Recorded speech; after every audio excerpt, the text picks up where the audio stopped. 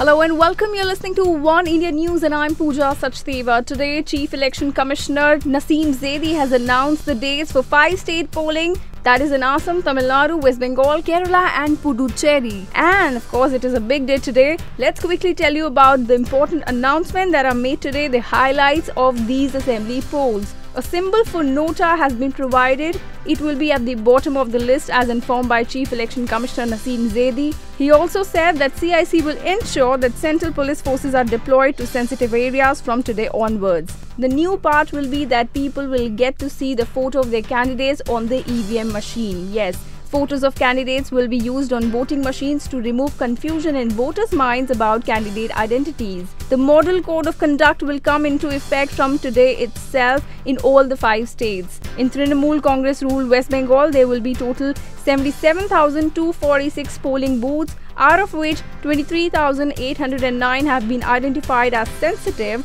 and 8,172 as highly sensitive. Another interesting highlight of these polls will be all women polling stations that will be set up in the 5 states. Over 17 crore voters will be casting their vote in the 5 assembly elections. As far as security is concerned, all flying squads and mobile teams will be accompanied by central forces. GPS system will be installed in flying squad to track their movement.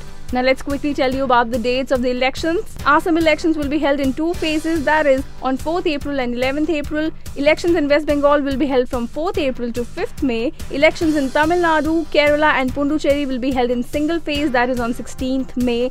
And the counting of votes will be on 19th May. That's all for now, but don't forget to click that button to subscribe us for all such updates. Take care.